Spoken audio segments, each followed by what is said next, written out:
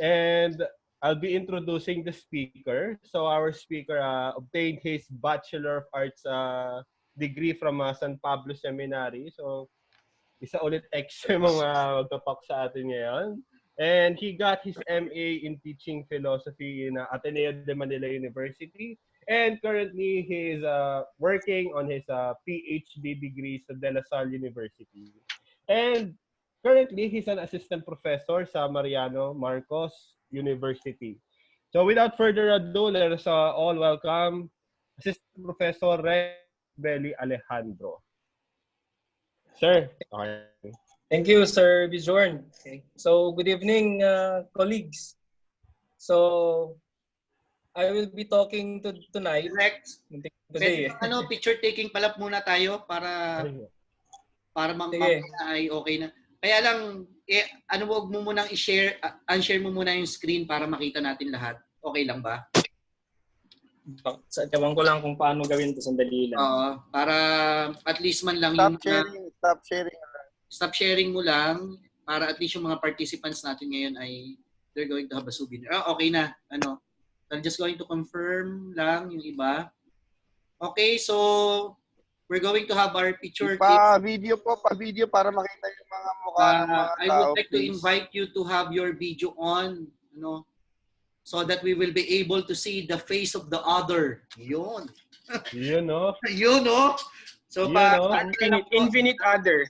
Kasi it's quite hard for us to talk to someone who don't have any face at all.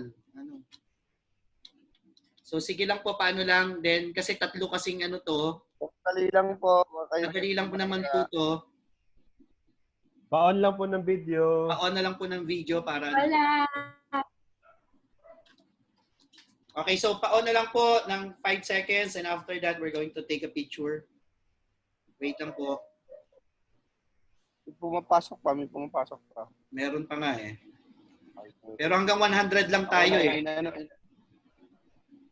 Okay lang, 74 pa lang. Okay, so start na po ng picture. Count of, wait lang po. May naghihintay pa sana eh. Okay, so the first group ay 1, 2, 3. Okay, next. Kasunod na group.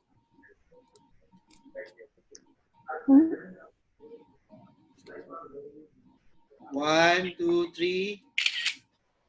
Next, last. Okay, 1, 2, 3. Okay, sige, Sir Rex. Sir. Okay, wait lang natin. I-share ko ulit.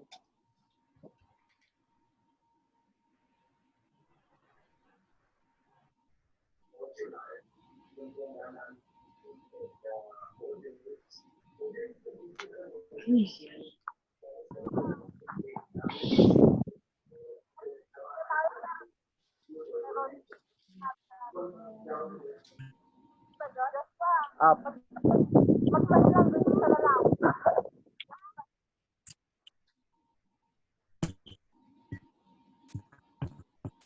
Okay, so good evening, guys.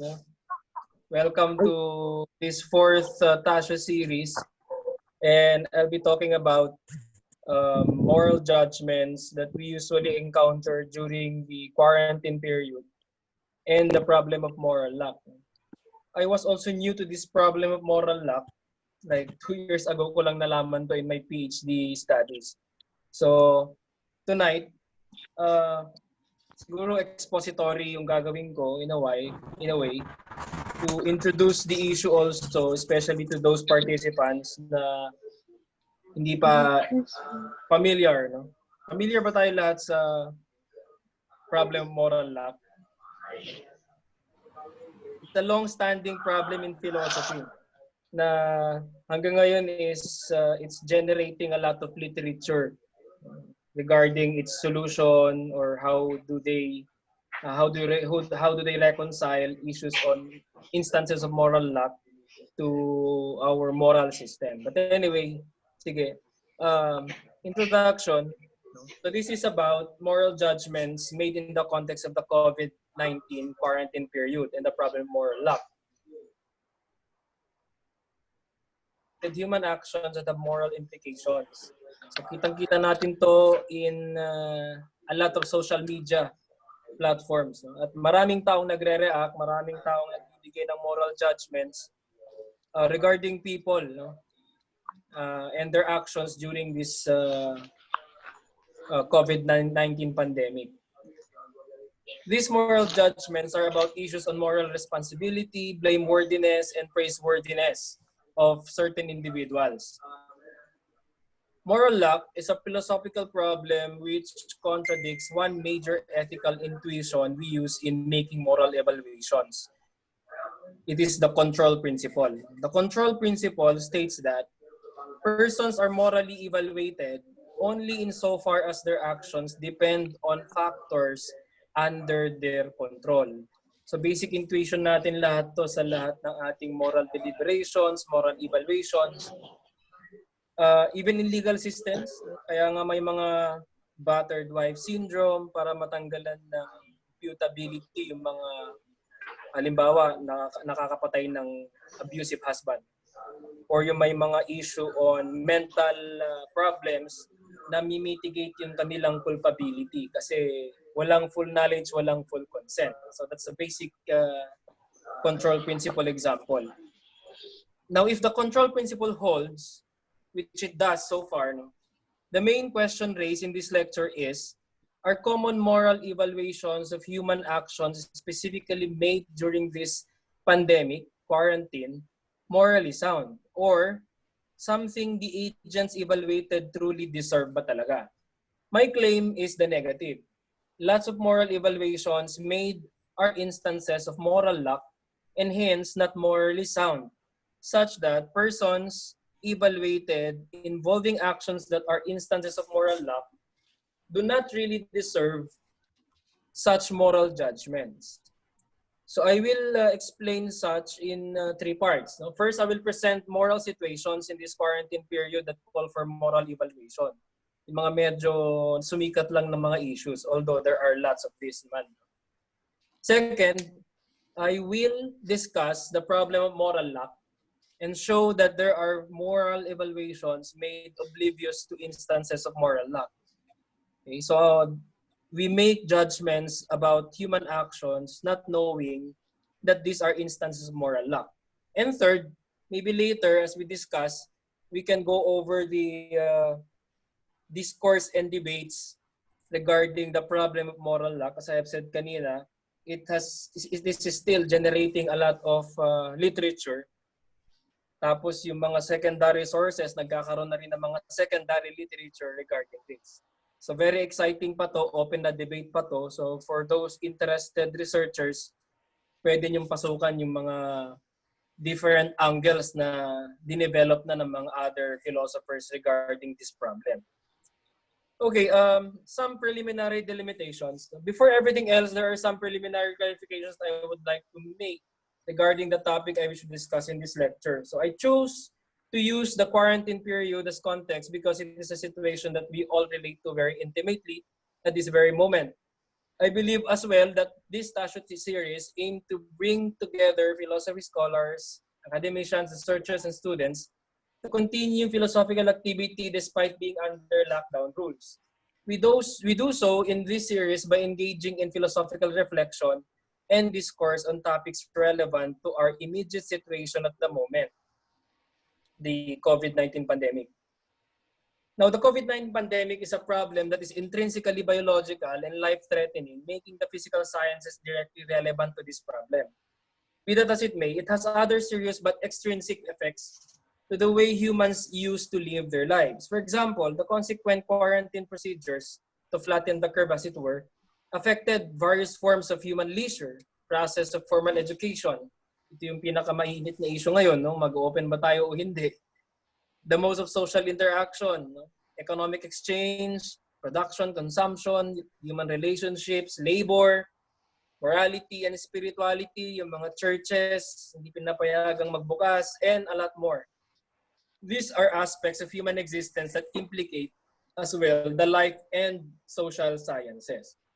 So I am hinting here, no, the physical and the natural and the physical sciences. There are lots of interesting issues and topics which can be discussed, but not all are philosophically interesting or controversial. That means in this lecture, we can discuss issues on human behavior, social tendencies and possibilities, government policies, political decisions, economic implications, social justice in view of the poor, unemployed, demography, population, and the like. But I will tell you in advance that granted that I am a philosophy major, I will not pretend to be an expert on all these topics. And hence can only give you my opinion if asked about these matters. So human behavior, psychology yan, political policies, political decisions, sa political science yan, economics, meron din. So we can discuss this, but only on the level of opinion lang from my view, pag ganun. The topic is about moral judgments and the problem of moral luck. The COVID-19 aspect of this lecture is in reference only to moral judgments or evaluations people make in this trying time. I can be productive, therefore, if we can focus on what is philosophically interesting and controversial in this topic. That is, our COVID-19 pandemic experience is rich in moral evaluations that common people usually make, and we would like to see if such common moral evaluations and judgments made are morally sound. So these are examples of cases of moral situations that has something to do with responsibility, praiseworthiness, and blameworthiness. Marami pang na-encounter tayo in the past, pero I have here 6 na familiar naman siguro tayong lahat. Case 1, the indigent farmer Russell Riondes. By the way, this is from Ilocos Norte, San Nicolas. Indigent siya, farmer siya. He started donating his vegetable produce. And in exchange, ang daming nagbigay ng mga tulong sa kanya. And FLM, that is Francis Leo Marcos, the Mayaman Challenge. Okay. So, basically, these two guys are sharing things. No? So insofar as praiseworthiness is concerned or blameworthiness, siguro naman praiseworthy sila. Oo, alam ko may issue later kay FLM, pero mamaya natin puntahan yon. Case 2, Pimentel visiting hospital, violating quarantine period on whether he caused an outbreak in the maternity ward or not. Likewise, we have NCRPO Chief Police Major General Debold Sinas allowing a socially distanced manyanita daw. And insofar as case 2 is concerned, they are blameworthy for violating quarantine procedures or rules. Pero medyo may palusot si Sinas. So, pero we discuss it later. Third is yung implication ng mga decisions ng mga politicians natin. In this case, I focus on President Digong. Case 4, people in violation of quarantine protocols justifying their actions on the basis that they did not contract the disease anyway. So, like yung mga tayo, di ba? Sometimes we go out and we violate rules of quarantine rules and we justify our action kasi hindi naman ako nahawa. And 5, the case of Army retired Corporal Winston Ragos who appeared to pull something out of his bag while taunting police officers and Daniel Friend Jr. who shot Winston Ragos twice. Okay. So, usually sasabihin natin si retired Corporal Winston Ragos, hindi siya blameworthy kasi nga PTSD condition, no? Walang full knowledge, walang full consent. Okay? Si Master Sergeant Daniel Forendo, according to legality ba 'yon? Acting on the line of duty, no? May mga conditions sa law that allows him to pursue an assailant or a violent person perhaps. So, unlike kung kung private individual tayo, once this threat is gone, then we should not pursue the assailant. Pero sa mga police, pwede kasi. Pero I leave that again to lawyers to discuss. So far, is Daniel Florendo praiseworthy? Granted that meron daw baril si Ragos. Kung nabunot niya yon, pag may ibang na baril, so medyo praiseworthy, no, na he acted fast. Pero may nagsasabi rin na blameworthy kasi sinasabihan na nga nila na may sira yung may condition si Mr. Ragos. So mixed emotions yan at saka mixed opinion ng mga netizens. Now let us talk about the control principle, yung basic grounding ng ating moral judgments. When confronted with moral situations, we're committed to the general principle that a person is culpable or responsible for actions that are done voluntarily. Yung inuulit ko kanina, full knowledge and full consent. And I have here 3 philosophers from 6, no? Quote unquote, the origin of action is sufficient that its final cause is choice, and that of choice is desire and reasoning with a view to an end. So meaning, being moral is having the capacity to know what we must do, being able to deliberate on it, and having the capacity to actually choose to do it. Aquinas also distinguished human acts from acts of man to establish the moral constitution, which consists of 3 elements of free acts. Andun din yung will and reason.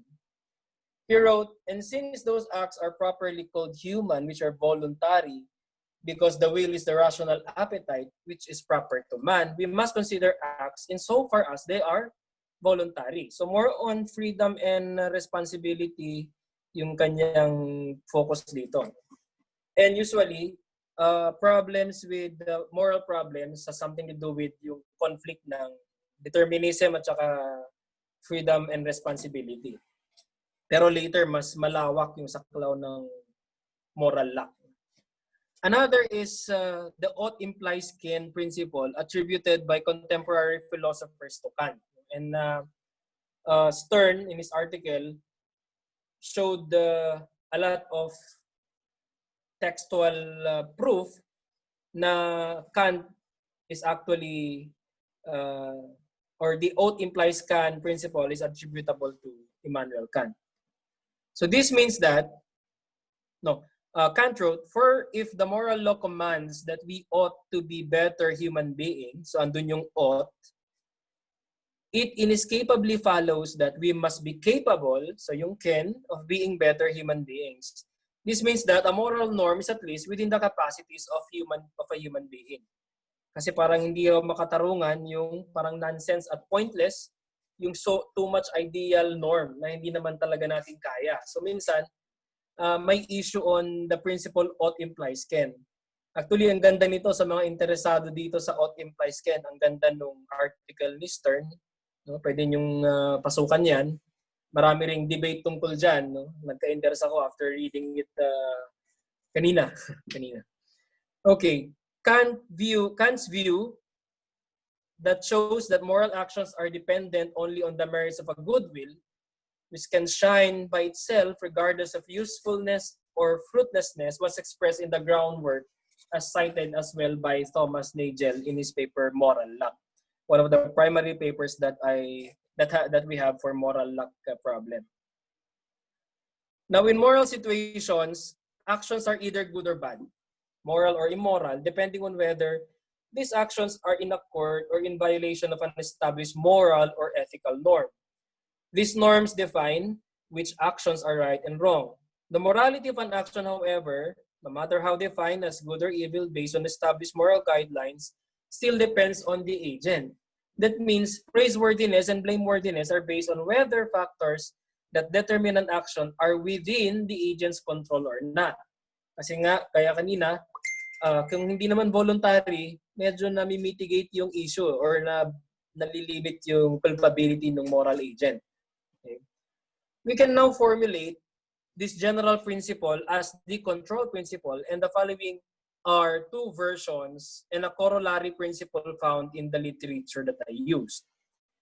So we have here in proposition form, the control principle according to Hartman: if an action or its consequences is significantly affected by factors outside its agent's control, then those factors significantly diminish the agent's praiseworthiness or blameworthiness for that action or its consequences. So, yan yung basic principle natin na control principle. na kung hindi nga voluntary yung action or there are factors that determine the action, hindi talaga buong-buo na control ng agent yung pangyayari, nadidiminish yung kanyang praiseworthiness or blameworthiness. Simply, Nelkin's version of control principle is we are morally assessable only to the extent that what we are assessed for depends on factors under our control. Okay? And the corollary principle to that, according to Nelkin, two people ought not to be morally assessed differently if the only other differences between them are due to factors beyond their control. So wala daw pinagkaiba yung moral assessment natin sa dalawang tao kung yung pinagkaiba lang ng situation nila ay factor or variable na hindi naman sa kanilang control. Okay? So let's go back to the moral situations, cases 1 to 6, and let us review our moral deliberation, no, based on the control principle. Okay. Indigent farmer Russell Rayondes and FLM's The Mayaman Challenge. So from the view of control principle, are praiseworthy because the act is voluntary. So praiseworthy naman yung act ng dalawa. Pero regarding FLM, however, there were issues about his background that tarnished his image. So these facts about him affect the praiseworthiness of his act and undermines his goodwill. So from the control principle, praiseworthy yung pamimigay sa mga mahihirap, pero medyo mas praiseworthy ngayon si Rayondes kaysa kay FLM sa control principle. Pimentel and Sinas, both cases are blameworthy from the view of the control principle since they have control of their actions. Pero may palusot si Sinas, sabi niya, na-surprise ako. So medyo wala siyang control sa pagdating ng mga tao niya. Ginawa, as he assured the mass, no, the media, is they followed naman daw social action. The president already received blame from netizens regarding this matter. He is the person in authority to be in control of these things, and he failed to do so, resulting to the still rising number of COVID-19 cases in the country. Okay.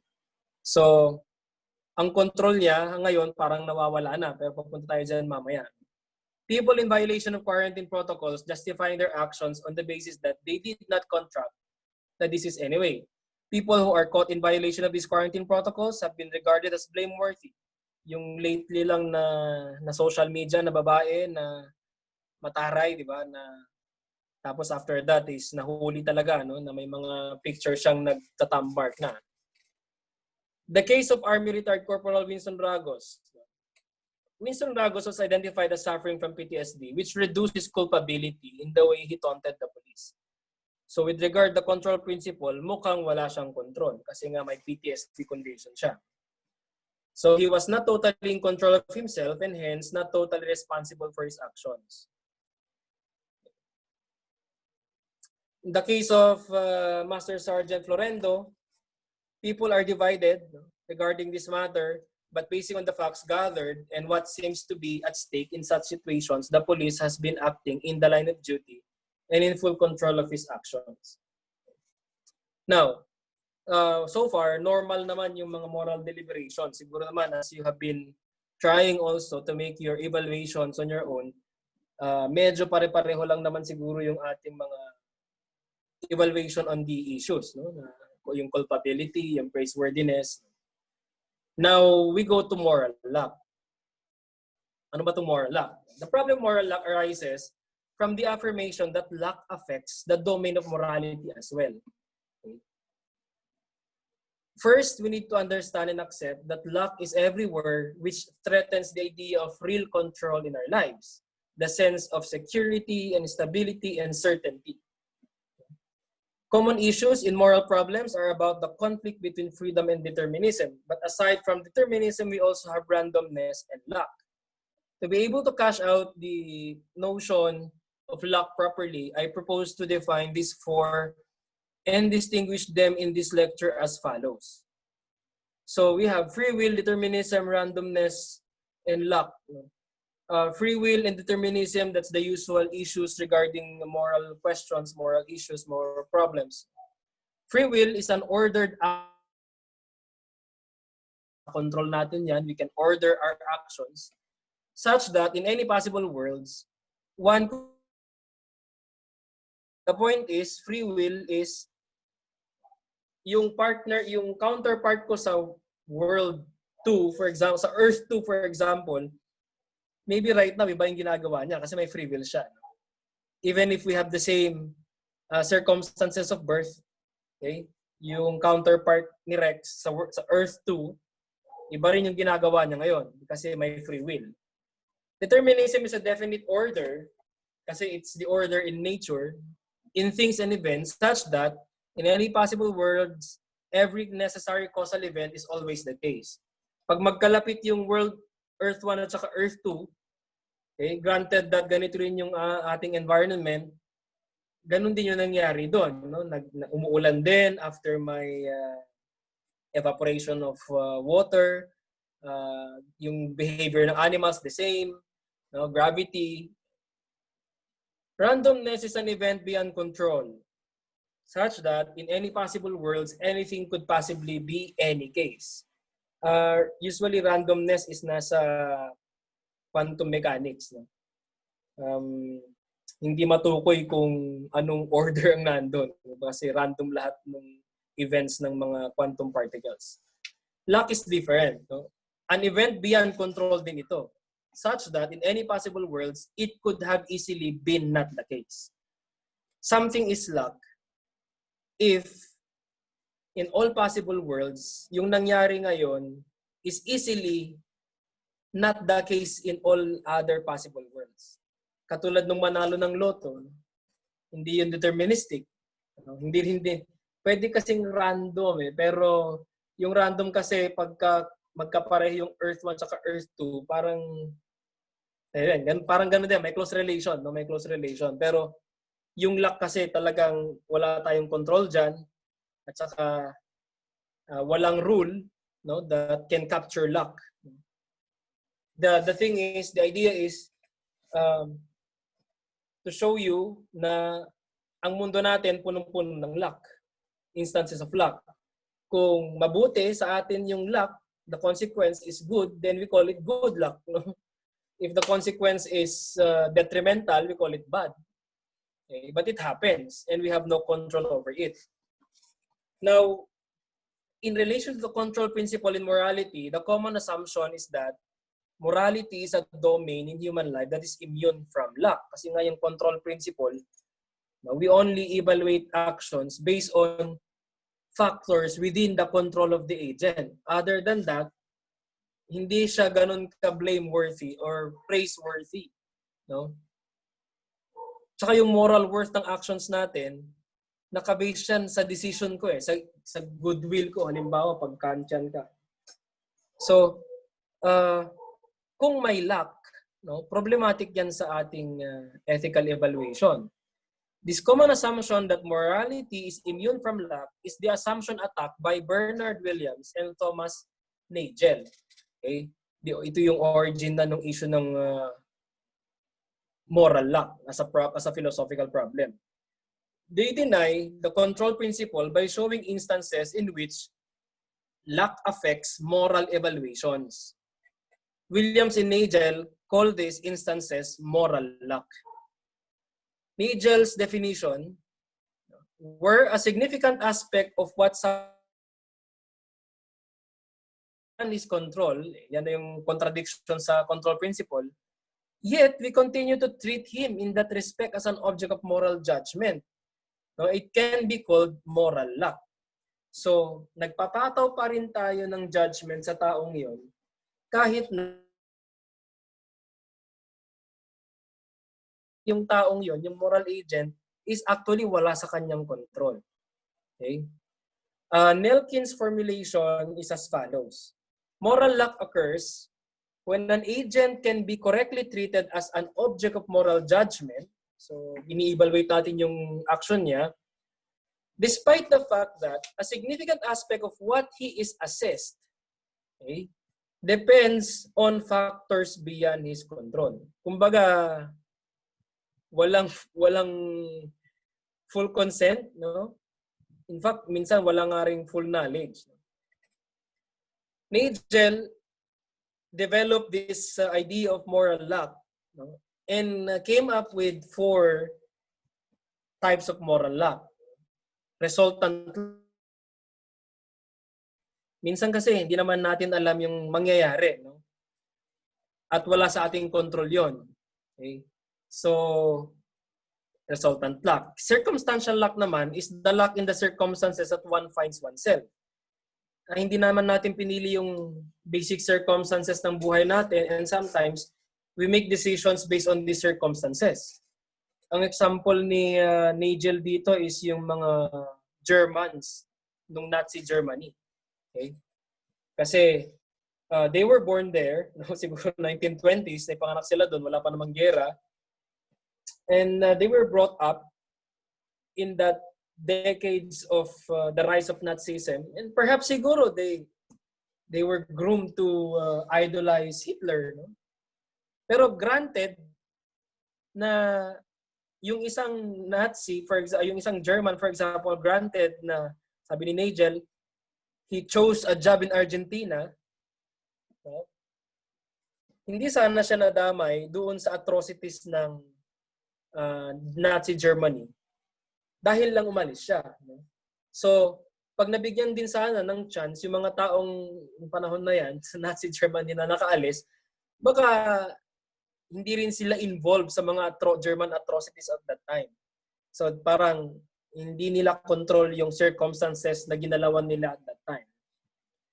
Constitutive luck is the luck in who one is or in the traits or dispositions that one has. Yung mga behavior habits natin. And causal luck is the luck in how one is determined by antecedent circumstances. We'll clarify that later. Parang yan yung example ni Ragos na may PTSD siya. Yung behavior niya, it is a cause of his condition.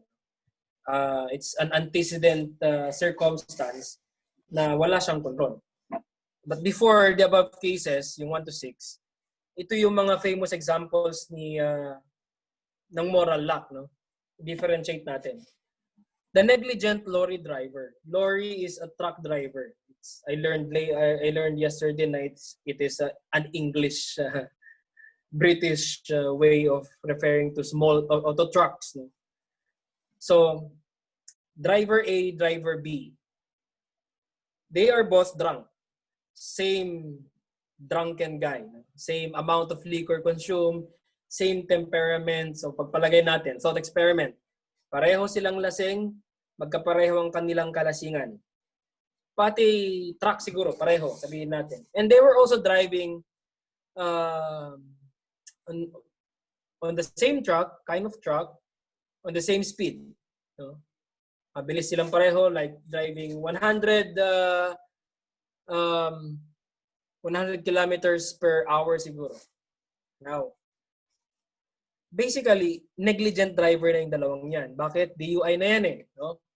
And they were driving 100 kilometers per hour pa. Sa curve, syempre, mabilis din yung pag-curve nilang dalawa. Pareho, the same situation nga. Yung scenario A, yung driver A, medyo nadaplisan lang niya yung curve. So, naggiwang-giwang lang pero naka-recover. Naka-uwi. Yung driver B, nadaplisan niyo yung corner, yung curve, it so happen may taong tumawid na hindi niya nakita. Namatay ngayon yung taong nabangga niya. Moral evaluation natin. Sino ang mas blameworthy? Yung nakapatay, driver A, o yung luckily hindi nakapatay? Driver B yung nakapatay. Driver A, luckily hindi nakapatay. You can make your individual moral evaluation. Pero normally, common experience natin is more blameworthy yung nakapatay. Parang hindi nga natin nalaman na may gagong driver A pala. Okay? Pero kung tutuusin, ito na yung case ng moral luck. hindi control ni driver B yung paglabas ng taong nabangga niya.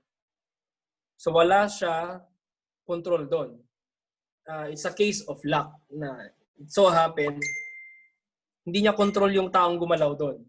So kung tutuusin, kung titignan mo yung dalawang driver, they are both negligent drivers and they are equally blameworthy.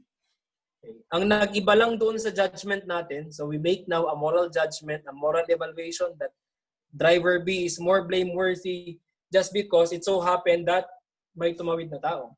Pero kung tutuusin mo, dapat magka-level lang yung kanilang culpability. Parang we already made a moral judgment based on a factor, a variable that's no longer in the control of the agent. Ito, makulit itong isang example, no? The case of two killers. No? Killer 1, killer 2, the same thing, may papataying tao. No? Same gun, 45, same distance dun sa papataying tao para pare-pareho talaga yung variables. Killer A, no? Successful. Nabaril niya yung object of assassination niya. Si Killer B, same thing. Same angle lahat, same height. Dayan. Tara yung mambijay kung jagat aday. Dahil cabinet yung madama meeting may. Paki-turn off yung mic. Mali Thank you. Okay, Killer B. Same height ng killer, same trajectory, same force ng bala, same grain ng pulbura, no? So happen na yung papatayin niya bago tumama yung bala, natalisod. No? At saka natumba yung papatayin niya, so naiwasan niya yung bala. Kung tutuusin, yung dalawang killer na yun, they are both morally equally culpable kasi pareho lang yung immoral act nila eh. Andun lahat yung intention. Pero yun nga lang, hindi niya napatay. Not because killer B is faulty, no? Magaling siya. Yun nga lang, it so happen na very lucky yung maa-assassinate at natalisod at naiwasan niya yung bala. Okay? So, these are cases of moral luck, no? Pero para sa atin, parang mas blameworthy yung successful na nakapatay kaysa dun sa killer B na wala naman sa control niya, no? Gusto niyang patayin eh. Pero wala sa control niya, biglang natalisod yung babarilin niya at naiwasan yung bala. Okay. Wala sa control ngayon, pero ang ating moral evaluation ngayon is mas blameworthy yung nakapatay talaga na successful. Now let's look at the moral cases that we used kanina. If you compare Russell Rayondes and Francis Leo Marcos, who is more praiseworthy? The indigent farmer or FLM who claim to share riches? Or katulad ng biblical story, no, the widow's mite, parang mas praiseworthy yung pobre na nga nagbibigay pa. Okay? So, ang issue dito is, this is a case of a circumstantial luck. Kasi, hindi naman control ni Rayondes yung pagiging poor niya at hindi rin control ni FLM yung pagiging mayaman niya o ng benefactor niya. Meaning, yun talaga yung basic circumstances ng buhay nila. No? They were born in it. Or siguro, they made choices that led to it. That's part of it. Pero, tama ba na gamitin natin na variable yung poverty ni Rayondes para siya maging more praiseworthy? Kung titignan natin, pareho lang yung ginawa nila, tumulong lang. Okay. Maganda rin sigurong yung mga interesado, no? Analyze niyo yung widow's mite na parable using the problem of moral law. Okay. If Rayondes is more praiseworthy, the only reason is he is circumstantially morally lucky to be poor. No? Yung case 2, ni Sinas at saka ni Pimentel, dalawang senaryo. Scenario 1, walang nahawa. Scenario 2, sabihin natin may nahawa si Pimentel. Di ba? So parang mas blameworthy ngayon yung issue pag may nahawa siya dun sa maternity ward or kung biglang nagka-COVID yung mga pulis na nagmanyanita kay Sinas. Pero dahil wala naman, medyo dinidismiss na natin yung issue. No? This is a case of resultant luck. Lucky lang sila na walang nahawa. Pero hindi natin control yung galaw ng virus eh. Nasa area yan, very volatile. No? Pwede bang sabing volatile? Nasa hangin, gumagalaw-galaw. No? Wala kang control kung ikaw yung may COVID. Kahit magtakip-takip ka dyan, may possibility na kakalat mo yan. So, mas blameworthy si Pimentel ngayon at saka si Sinas kung may nahawa. Control yun. No? Halimbawa, walang COVID si Sinas, walang COVID si Pimentel. Sige, may COVID si Pimentel. Si Sinas, walang COVID. Eh, may dumalo doon na may COVID na hindi rin niya alam. Okay?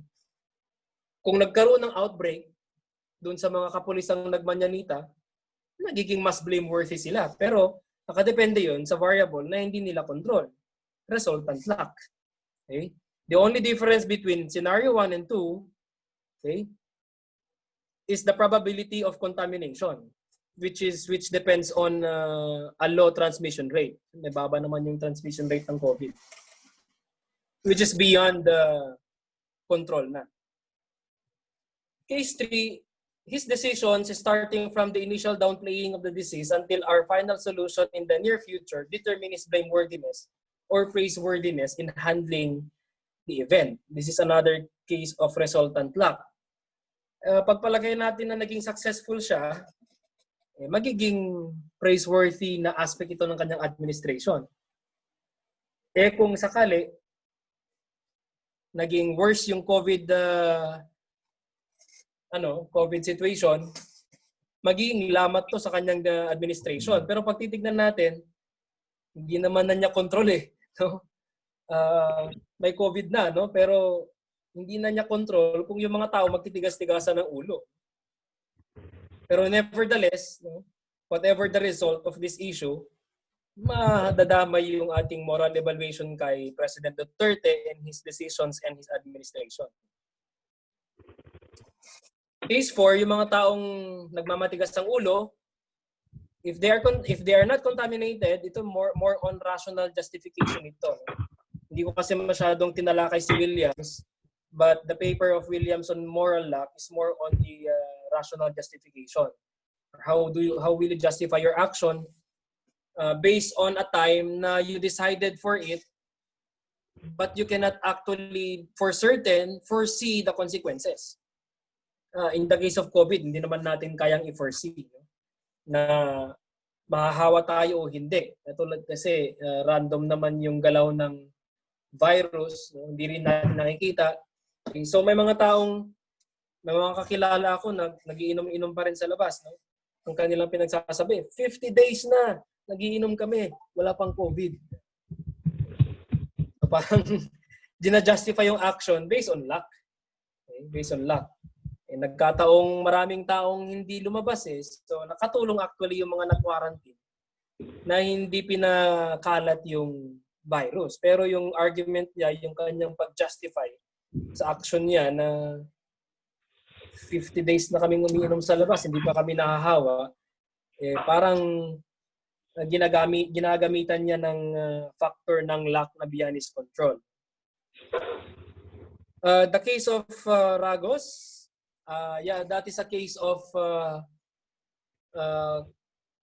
causal luck. No? Kasi yung PTSD niya, hindi niya control. So meron siyang mental problem. Yung kay Florendo, pwede kasi itong resultant luck. No? Since Winston Ragos apparently had a gun as reported, his blameworthiness or culpability is reduced. Kasi may baril nga si Ragos. No? If however Winston Ragos did not have a gun, his blameworthiness or culpability is stronger. But Master Sergeant Florendo had no control on whether Ragos had a gun or not. He is just resultantly morally lucky na may baril. Okay? Kasi kung nagkataong walang baril yun, nagkukunwari lang bumubunot, tapos may PTSD pa, iba ngayon yung blameworthiness ngayon ni Master Sergeant Florendo. Pero, nag-iiba yung ating moral evaluation kay Master Sergeant Florendo, not because of his actions within his control, but because of the presence or non-presence of a pistol or a gun in Ragos, which is beyond his control. So kung nagkataong walang baril si Ragos doon, ang moral evaluation natin kay Florendo, mas masahol. Pero pag-iisipin mo, bakit? Hindi naman niya control kung may baril o wala. No? Pwede rin constitutive lack. Master Sergeant Florendo's act is conditioned by his training and disposition as police officer. Since Ragos apparently had a gun, Florendo is constituted morally lucky to have been trained to act that way. His praiseworthiness for containing what could have been a bloodier encounter is due to his morally lucky constitution. Consequently, the problem of moral lack is framed by Hartman as follows to see the contradiction. So we have here the proposition on control principle, the lack premise, and the conclusion that we now derive by affirming the existence of or the instances of moral lack. If an action is significantly affected by factors outside of its agent's control, then those factors significantly diminish the agent's praiseworthiness or blameworthiness for that action.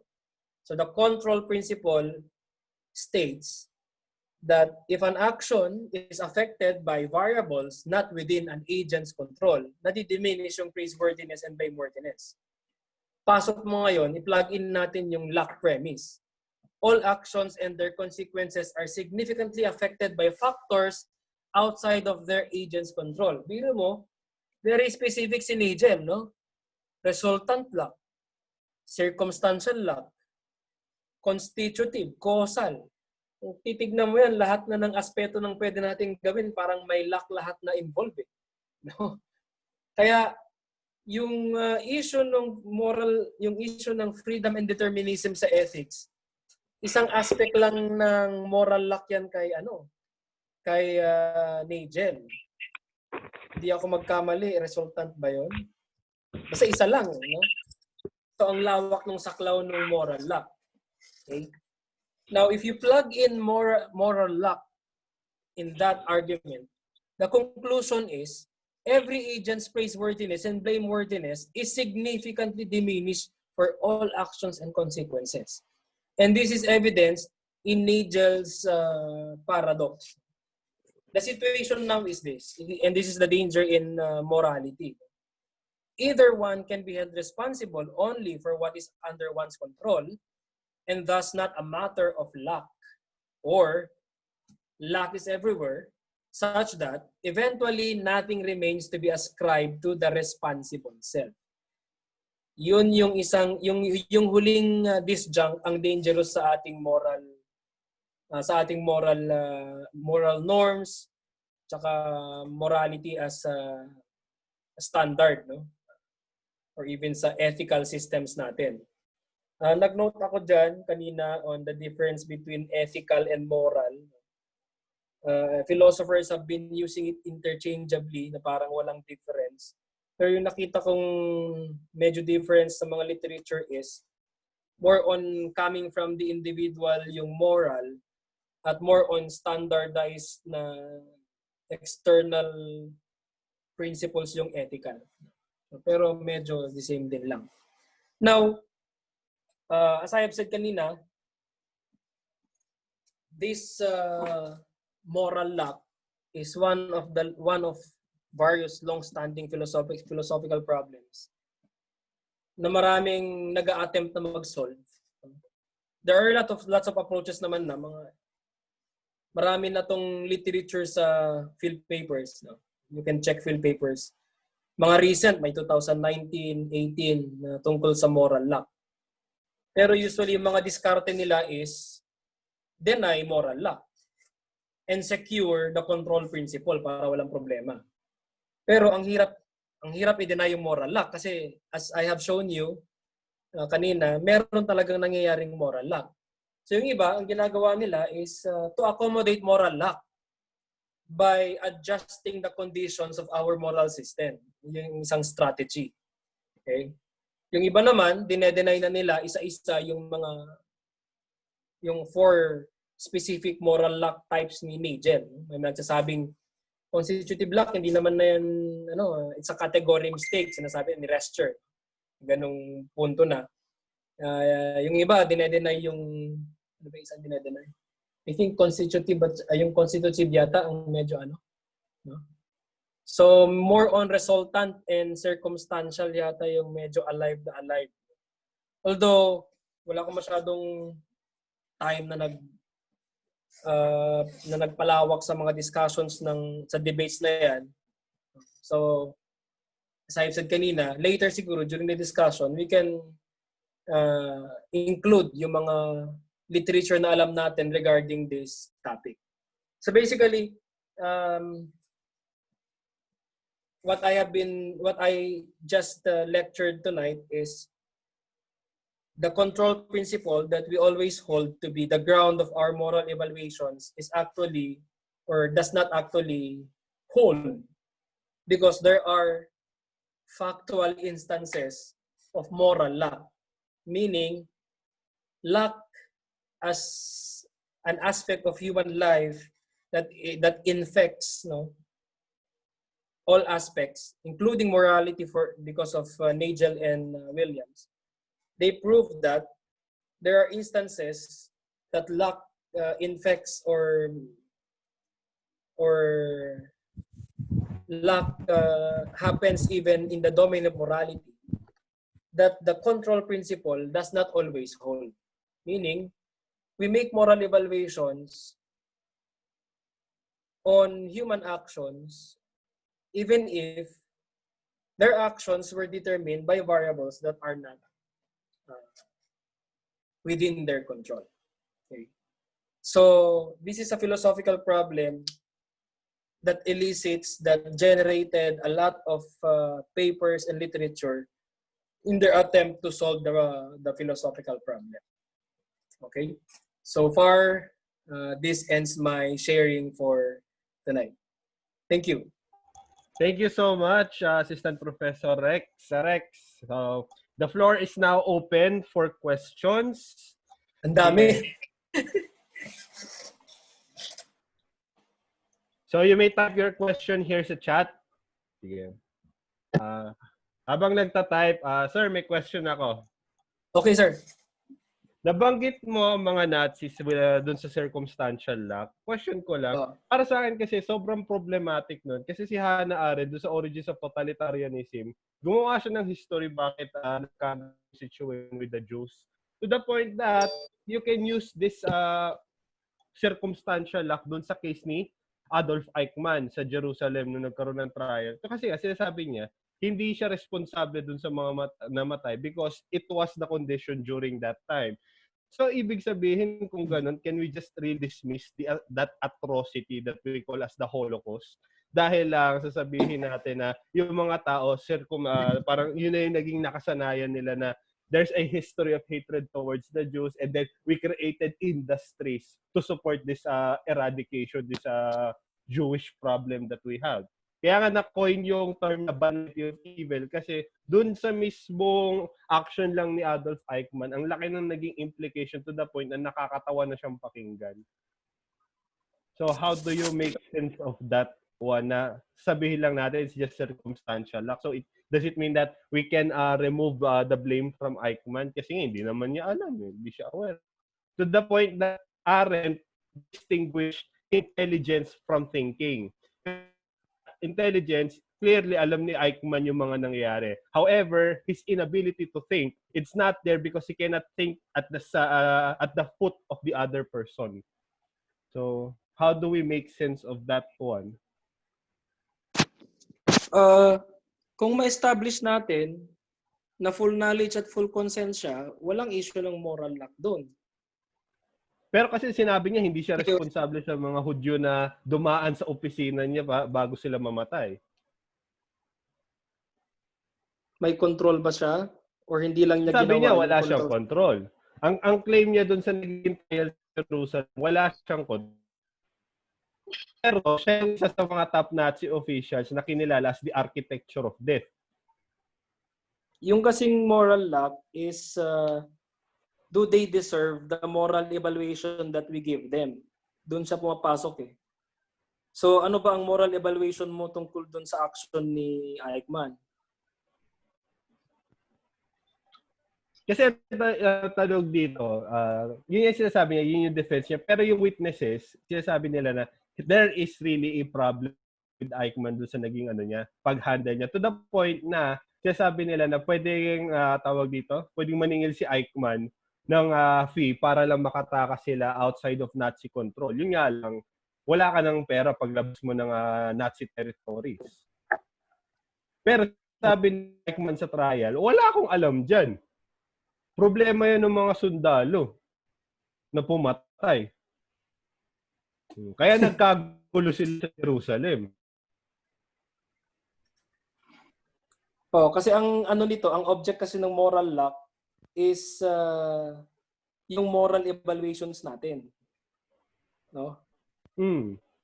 So, kasi kung ganun din naman, ibig sabihin, pwede natin patakasin si Eichmann. Hindi naman pala siya responsible. Nazi official siya na alam sa documented na ang dami niyang pinayagan na pagpatay sa concentration camps by saying sa trial na wala akong alam dyan.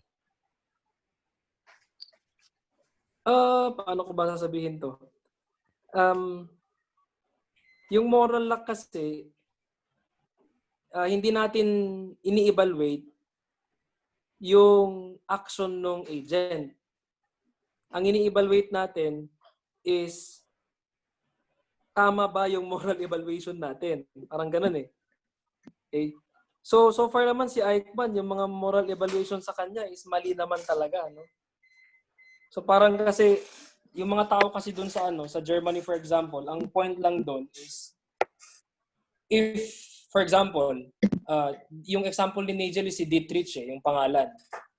In case Dietrich, who is also in the same circumstances, happened to emigrate to Argentina, posible na hindi siya ganun ka-atrocious eh.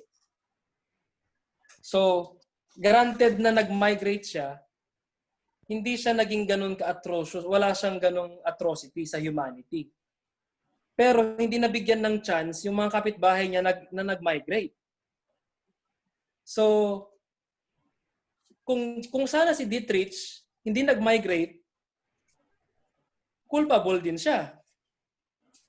Nagkataon lang na he is circumstantially lucky na nalipat siya ng situation.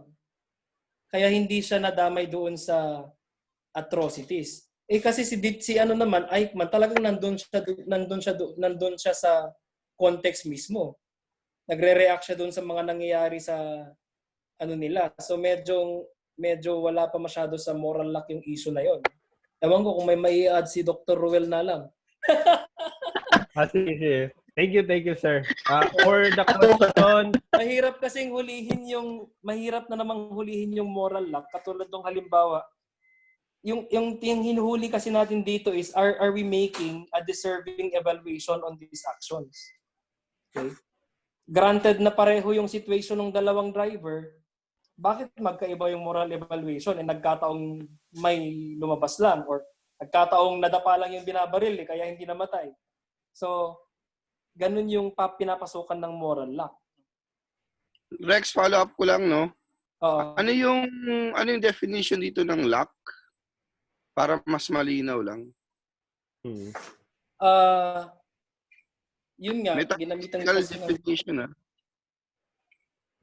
ko kasi ng possible world semantics. Yung lack is something that is easily may not be the case.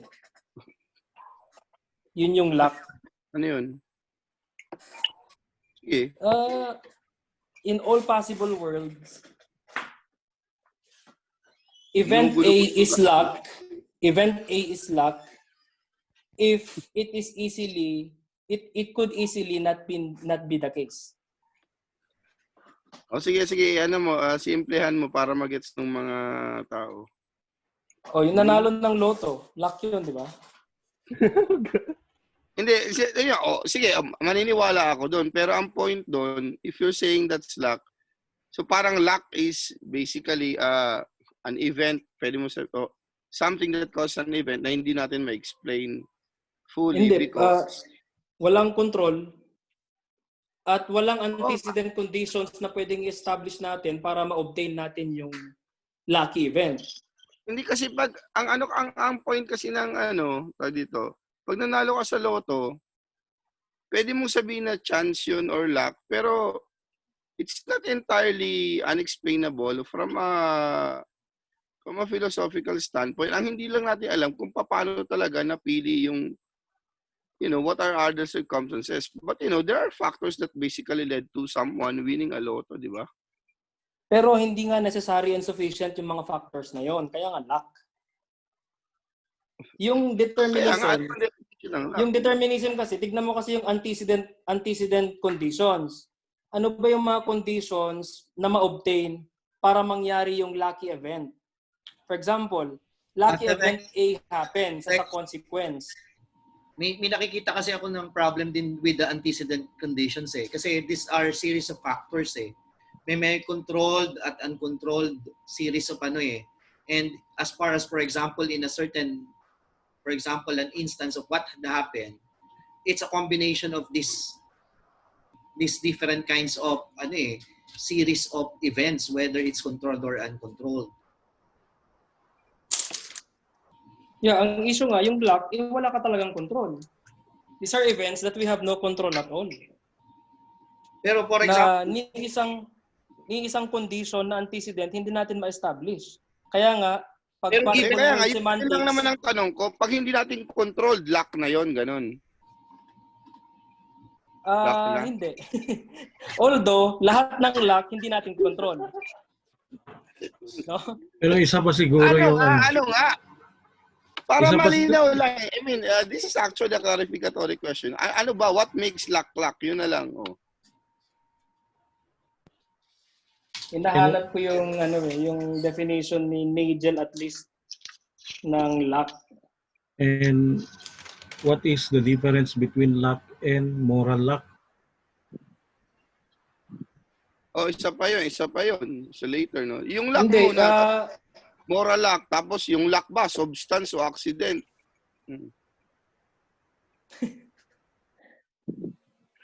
Luck is an event. Ba't mo lalagyan ng substance at saka accident? Pumunta ka sa event ontology, wag sa object. Hindi, ang tanong ko nga metaphysical. Tama yan, luck yan. Kung event siya, what kind of event is that?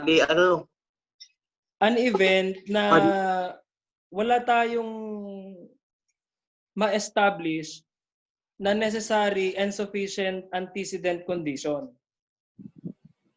Badyo. Tama yan. Di ba? Necessary condition is the sine qua non, di ba? If A is necessary to B, if without A, there will be no B. Yun yung necessity condition. Lucky events, walang ma-establish na necessity condition. Pero again, sufficiency condition. Pero nangyari siya. Mangyayari siya. Talaga. Nangyari nga siya eh. Nangyari siya. Ang punto lang doon, hindi mo lang alam kung ano yung A. Kaya nga bro, necessity. So, pwede sabihin na walang A. Hindi mo lang alam kung ano yung A.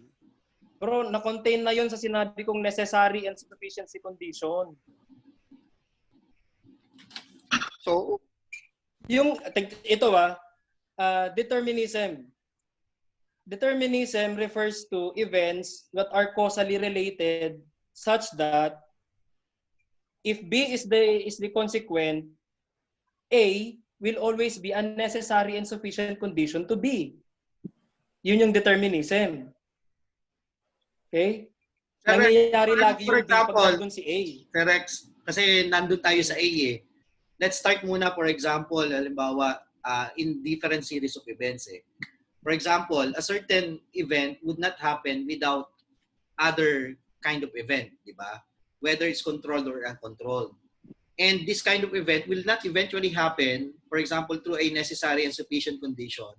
For example, tapos it's just so happen that in one instant, biglang merong nangyari.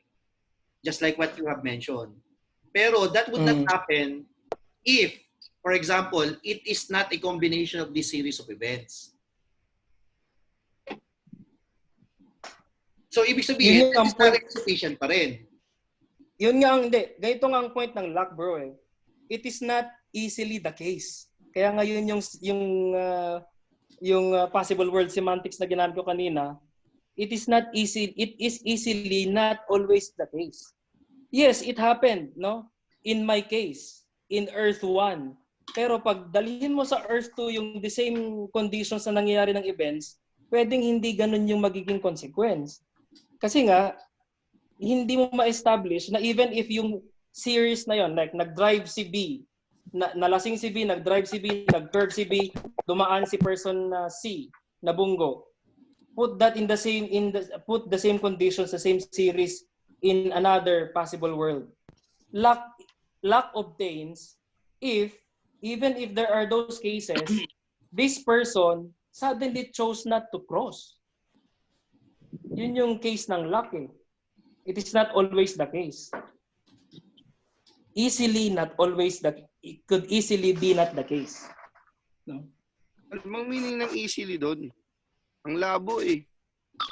Bakit mo kailangan insert yung Earth 2? I mean, if you're talking about moral judgment in this Earth, why do you need to fucking insert an Earth 2? Diba? Bro, ginagamit yung possible world semantics sa mga definitions minsan to clarify, to cash out the concepts. Oh, pero hindi pa rin malinaw yung luck eh. Yun lang naman ang concern ko. Sa akin kung malinaw na yun, then mas masusundan ko ng maigi yung argument mo. I mean, hindi yun nga bro. Kasi okay. Sa traditional Thomistic ethics, di ba? Wag mo munang ipasok si Thomistic ethics dito. Hindi, inaano ko lang para malinaw lang eh. Bro, lumalayo tayo. No? Wag tayo magpasok ng maraming system na hindi natin kailangan ngayon muna. Hindi, ang punto ko dito kasi, hindi mo malinaw na mapaliwanag kung ano yung luck. Yun lang naman sa akin. Pag malinaw na yun, no? Oh, ito. Okay. Freedom, bro. Ano ba yung instances ng freedom? Sige nga. When do we say that an action is a free act?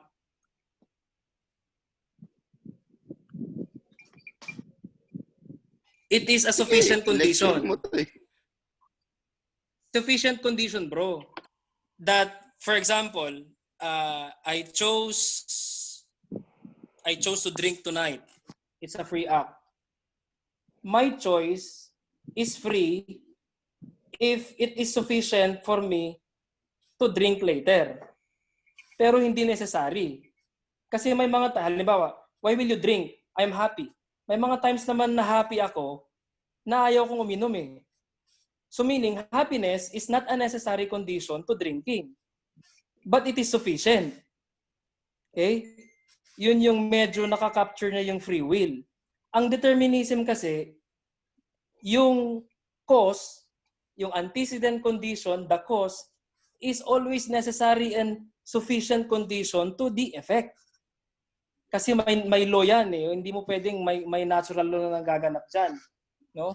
Yung luck, hindi necessary, hindi sufficient, pero nangyayari. Dahil hindi mo alam. Halimbawa, bakit hindi siya sufficient and necessary? Halimbawa, naglalakad ako. Tapos, naiputan ako ng ibon. Luck yun, bro. Bakit? Ano ba ang paano mo i-establish na necessary at sufficiency yung conditions ng pagpakaipot ko? Yung paglalakad ko ba sa labas, necessary condition na yun para maiputan ako? O sige, yung ibon sa pwede sabihin na gusto yung ng Diyos na maiputan ka, okay ba yun? Pag may ibon ba, necessary gusto ng Diyos na maiputan ka. Bro, makinig ka muna para maliwanag. Hindi nga, ang sa akin, Ang sa akin, pwede kong sabihin na ginusto ng Diyos na maiputan ka. That's a possible explanation. Bro, Occam's razor, bakit ka mag-produce ng isang entity na ipoprove mo dapat muna bago mo magamit dito? Hindi, kasi simple dito, every effect has a cause, di ba? Eh bro, principal parsimony, huwag ka magdagdag ng entity na hindi mo kailangan. Kasi i-prove mo muna na may Diyos. Sige, Huwag para nating patulang sabihin ng kita. Diyos, X na lang. X na lang. I mean, let's not call it God. Let's call it X. Bro, principle of parsimony, please include that in your vocabulary. Oh. Sige. Ano yun? O ngayon, pinapaliwanag ko yung luck eh. Ano ba ang necessary Di, condition ang sa para akin nga, mataihan I mean, ako ng ibon? Bro, di ba hindi ang nagets ko kasi, hindi mo alam kung saan ang galing ipot, di ba? Nangyari. Hindi mo alam kung bakit o hindi. Yun lang naman yung point ko. I mean, nangyari siya, pero hindi mo alam kung ano yung necessary and sufficient conditions. Iba kasi yung event dun sa knowledge mo ng event eh. Di ba? Bro, yung pagkakaipot ko bro, event yon. Oo nga. But your knowledge kung saan ang galing yung ipot, iba rin yun, di ba? Alam ko bro, galing sa ibon ng ipot. Di, pero May saan? knowledge ako. Okay nga. O, sige. Ano yung pinaka-cause noon? How would you identify that? Yun ang tanong ko. Paano nangyari yung luck? O, liwanagin ko bro ha. Kumustahan. Ang cause ng pagkakaipot ko ay ibon na tumae. Hmm. It so happened na yung trajectory ng ipot niya, andun ako sa baba. Okay. Gets? Ngayon, bakit yan bad luck? Bakit yan bad luck? Kasi, not all instances na may ibon sa taas ko, natataihan ako. Not all instances, naglalakad ako sa the same daan, natataihan ako. Kaya siya luck. So, yung evaluation mo ng yung bad... ibon na tumatae Teka lang. ay hindi necessary condition sa pagkakaipot ko. Okay. Hindi rin siya sufficient. Okay, paano mo na nasabing basta bad may luck ibon yun? dyan. Paano mo nasabing bad luck yun? Eh kasi ayaw kong maiputan sa ulo eh.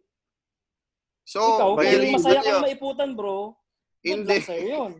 Huwag ka na magbago ng ano. Tinatanong ko lang kung bakit bad sa'yo eh. Puta. Ang importante punto doon ko bro, ron, malay ang mo, may importante taong doon, gusto talaga yun.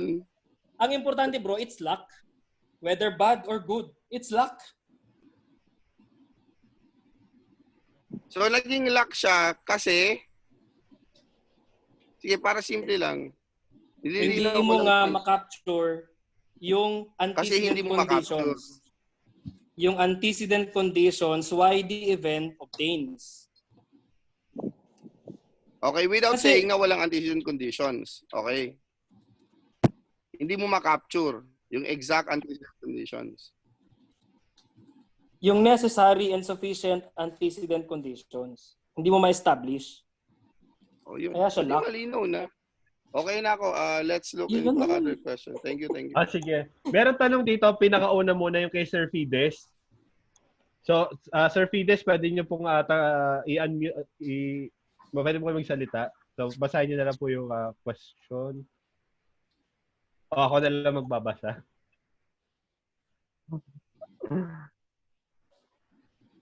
Ayan, sige sir. Pwede na ba magbukas ng beer? Sige lang, go lang. Oh, Sige sir, Fides. ito. True or false? With moral luck operating, the burden of blame is shared now to both agent and other factors. Likewise, praise is shared to agent and factors. True or false? Partly true, partly false. Ay hindi morally culpable yung factors na hindi agent. Diba? A moral culpability obtains only insofar as a free agent is concerned. Now, yung variables ng moral luck na halimbawa, yung nadapang tao dahil hindi nabarin dahil nadapa, wala naman siyang culpability doon sa nangyari kahit agent siya. No? Yung example mo, for example, na bigla na lang dumaan, nabangga. namatay. Mm. So nakapatay yung agent. Ano yung magiging epekto niyan sa penalizing, sa sentencing, so sa criminalizing, etc. Siguro a better person to answer that ba is a lawyer, pero syempre, So in other words, ang tinatanong Talo. ko, ano yung magiging epekto ng lesson natin ngayon na moral law sa penalizing, sentencing, etc. ayun nga, generally kasi sa moral ay sa mga legal systems, 'di ba? Kasi ang nakikita ko sa usapang ito, yung focus ng moral evaluation is not just on the agent anymore. Yes. May mga other variables na nagde-determine doon sa moral act. At ang maganda rito ay parang And excuse me, yung variables na yon very important para maging moral law. Yung variables na yon are beyond the control of the agent. Para maging moral law. So not all variables and with determining that, kung ikaw yung titingin ng penalty ng isang tao at nakikita mo yung mga variables na yon, malamang magbabago ang decision mo o pagpapataw ng mga penalties, etc.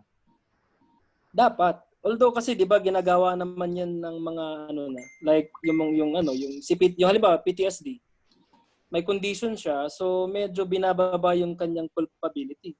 Yung battered wife syndrome, 'di ba? Basta na-establish na may syndrome siyang ganun, pwedeng wala siyang kasalanan pag pinatay ka ng asawa mo, Brad, 'di ba? Pero more on more on causal lack 'yon. More on causal lack kasi siya. Yun yung category ni Nigel. Doon papasok yung mga sakit sa mental na behavioral, no?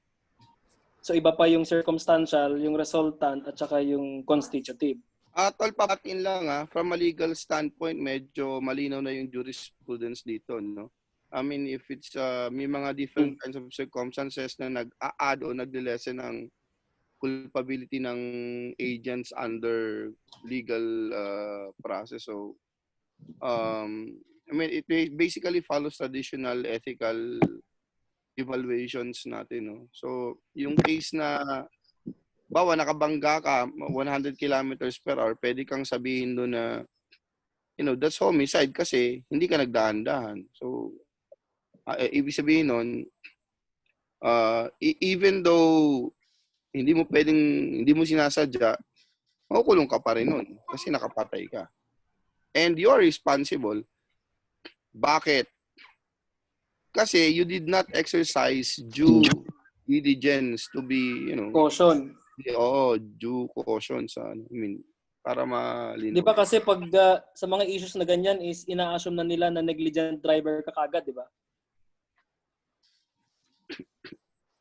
Yeah, kasi nakapatay ka eh.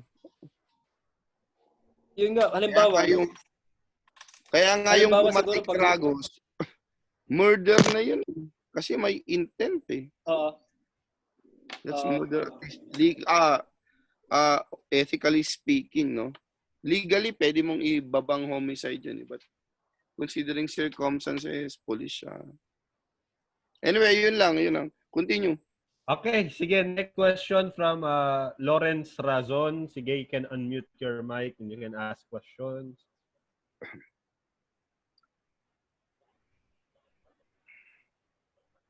Sir Lawrence? Lawrence Razon, estudyante ko yan Kasi I will read the question kung ano. Sige, ang tanong niya is, kindly confirm, sir, moral law is meant to evaluate how we have evaluated, not the person whom we evaluated beforehand. We make an instance of a moral law or an instance of a moral law occurs, no, when we make a moral evaluation of an agent's action even if the significant determinant of such action is beyond the agent's control. Okay? We make a moral lack occurs when we evaluate an agent's action such that the action is actually largely or significantly determined by variables or factors that are beyond the agent's control. Okay. Gusto kong i-example kanina yung tanong ni Dr. Fides yung halimbawa nagda-drive ako ng 40 kilometers per hour. Siguro naman responsible driving speed pa rin 'yon, no? And then alam mo yung mga kaso ng mga gusto magpakamatay. May mga nangyaring ganun tatalon sa highway lang Nandadamay Parang ang hirap kasing i-capture 'yon na talagang gusto niyang mamatay. So hinintay ka talaga kahit naka 40 kilometers per hour ka lang. Case ng ano 'yun ng moral lack 'yun Nakapatay ka pa rin kahit na hindi mo na maiwasan 'Di ba? May mga ganung cases kasi yung mga gustong mamatay tumatakbo sa harap ng sasakyan sa highway. Oo, yung point kanina na totoo 'yon. Mabilis ka kasi tumakbo Kung sanang hindi ka mabilis magpatakbo, di nakapag-brake ka pa sana. No? Pero may mga instances halimbawa, no, halimbawa yung ganun. Gusto niya talaga mamatay kahit nasa naka 40 kilometers ka lang Hinintay ka talaga, pinagulungan talaga yung sarili niya doon sa sasakyan mo. It's a case of moral lack Ngayon, ano usually yung mangyayari sa case ng ganun? Manslaughter ba yun, mga lawyers? Pero kitang-kita doon na... Hindi manslaughter yun. Hindi manslaughter. Ano ba yun? Homicide ba rin? Homicide. Homicide. Homicide. Hindi kasi ako lawyer. Hindi, yun na nga homicide pa rin yun. Pero pag kita mo yung kahit naman 10 conditions, kilometers ka lang, pwede pa rin mangyari yun, di ba? Oo yun yung ano ko So, the responsibility can be judged in the same manner, no? 100 kilometers, 40, kahit 20 o 10. Pag humarang talaga sa ang medyo along sa akin I need more, processing kung ano yung luck talaga doon. Simply because tumalon siya, yun lang ba yung Rex? Hindi control ng driver yung resulta ng kanyang action. Yun, that makes it luck, no? Oo. Beyond sa control niya talaga kahit saang mundo mo padalhin siya. Yun yung possible world semantic na naman. Kahit walang mundong possible na paglalagyan mo sa driver na yon na may control siya. Yun, para maging luck talaga. Okay, sige. Next question kay Yasser Magluyan. You can unmute your mic.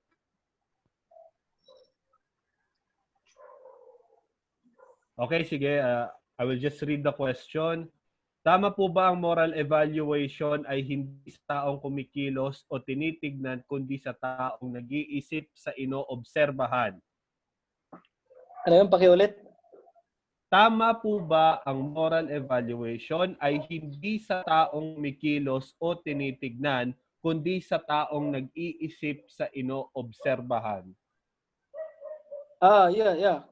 Kasi ako yung nag-evaluate.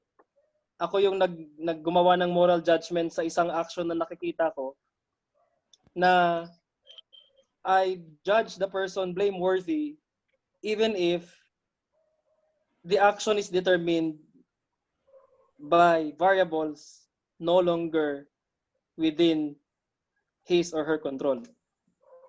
It is a case of moral lack pag nangyayari yung ganun. So, to be sure, maraming moral evaluation na hindi moral lack. Pero there are instances.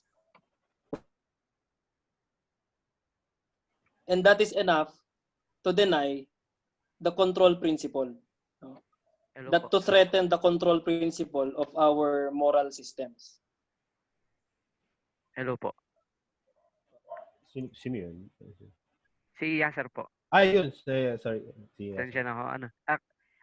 Okay, kung ganun po ang situation po, no, kumbaga, yung sa tao pa lang nag-iisip o nag-oobserba, nabubuo yung moral evaluation. Paano kung halimbawa wala yung mga antecedents o yung mga variables sa taong inoobserbahan niya? Paano ka bubuo ng moral judgment kung anong mga antecedents ang wala, for example? Yun na nga po yung point sa akin kasi kung ako pala yung humuhusga halimbawa, gumagawa ng moral judgments at hindi yung mga antecedents na nakikita dun sa mga tao sa taong inoobserbahan. Is it possible na kahit wala yung mga antecedents na yun? Ay yung mga Anong yung mga antecedents? yung variables po, sorry. No? Nakikita dun sa taong inoobserbahan. Can you give a example siguro? Wait lang po. Balik po ako sa kasi yun po yung naabutan ko kanina eh. Nag-brown up dito sa amin eh. Pambira. Okay, so tawag dito, yung ulitin ko po, tama po ba ang moral evaluation na hindi sa mga taong kumikilos o sa taong hindi kumikilos? Ibig sabihin, ang moral evaluation nabubuo sa isipan nung nag-observer, hindi po sa being observed. Tama po ba? Pwede rin kasing both eh. Okay. Yun Katulad po. nung kay yung moral lack ni Bernard Williams. Rational justification of my own action yun eh. Yung example ni Williams kasi is Gauguin, a certain person, decided to leave his family, no? And went to Tahiti because he believes in Tahiti he can become a good painter. Okay. So at that moment, sige. he cannot justify his actions kasi walang foreseeable aspects or variables that could make him really successful painter. Hindi pa niya kita eh. Okay, sir. Yun, sir. Medyo con sa akin. Parang medyo Basta vague sa akin. Ikaw na tao, you can make moral evaluations, di ba? Both on actions of others and on your own action. Ngayon, sir? Sige po. if you make moral evaluations, naka-evaluate ka na, yes, this action is immoral on the 9th level, no? Gumawa ka na ng ganong evaluation sa taong yan, sa action na yan, even if yung pangyayaring yon ay may mga variables na hindi niya control, nagiging instance siya ng moral lack. Nagiging biktima yung agent ng moral evaluation na hindi niya deserve. Parang ganon, no?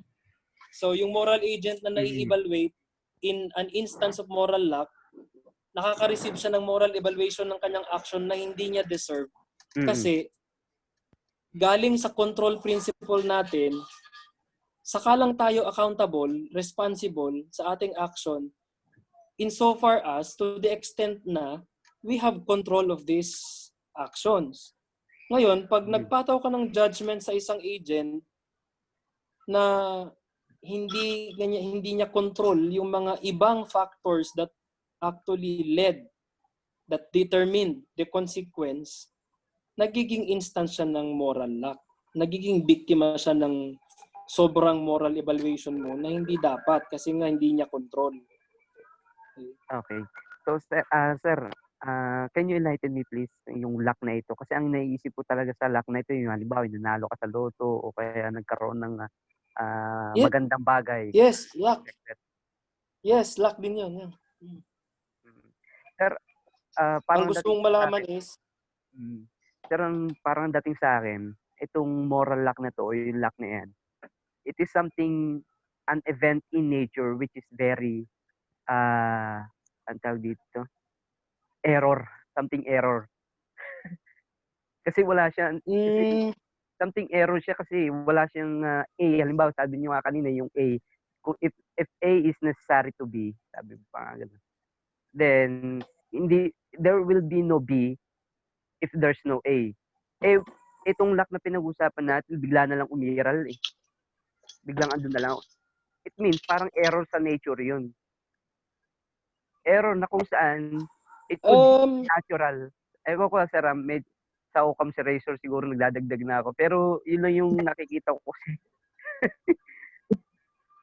Siguro pwede nating sabihin, sir, na pwede nating sabihin na may mga luck na pwedeng i-consider na error, pero hindi pero lahat ng maganda. error ay luck.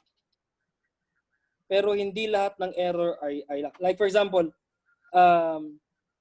luck implies or entails that some luck are errors, but not the converse.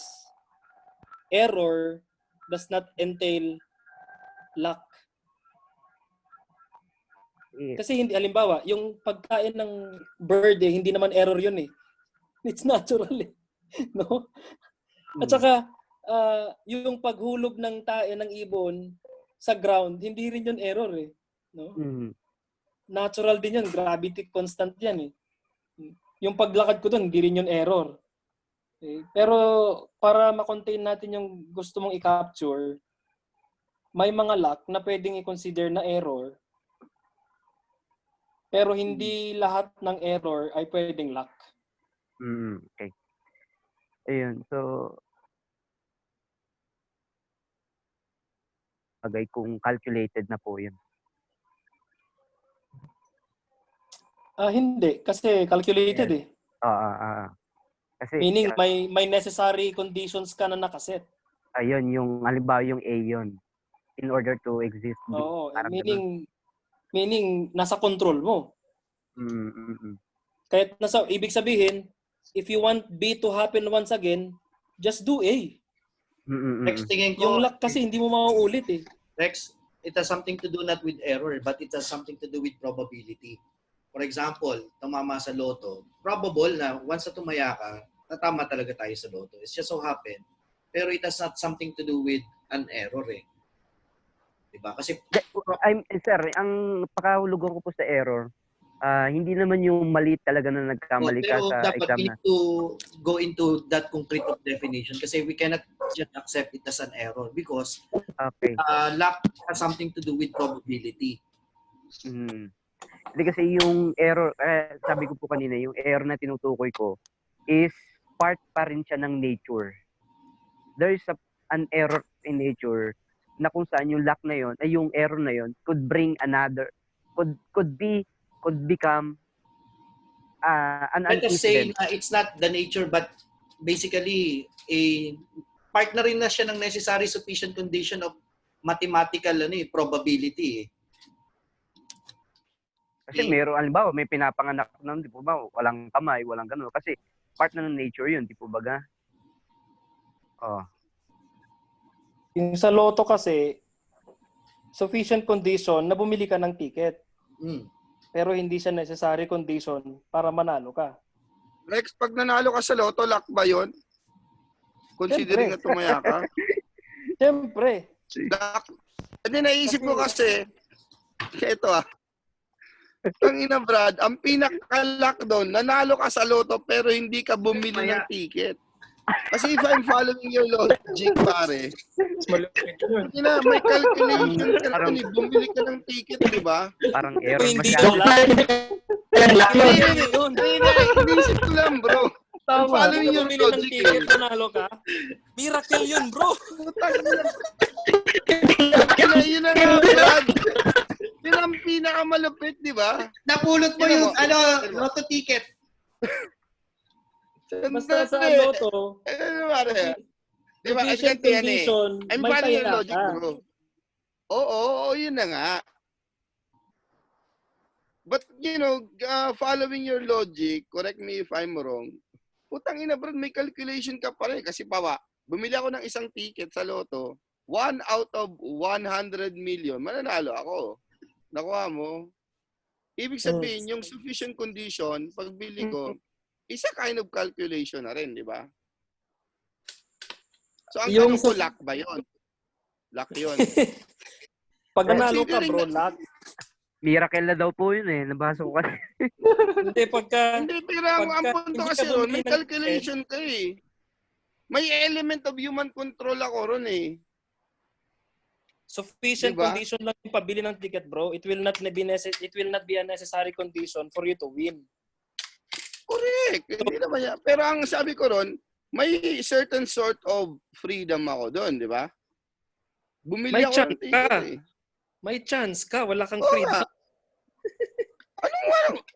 Gago ka ba? Mananalo ka ba ng loto kung hindi ka bumili ng ticket? Gago ka Ilisto ba? mo yun. Freedom mo ba yung manalo? Mananalo ka ba dahil free ka? May Hindi. freedom yung pagbili mo ng ticket, pero yung pananalo mo, chance yun, hindi yun freedom. Hindi. Ayun lang. Pag ganyan na yung interpretation natin. Nanalo ka, contingent doon sa sufficient condition na bumili ka, di ba? So, ang point ko ron, may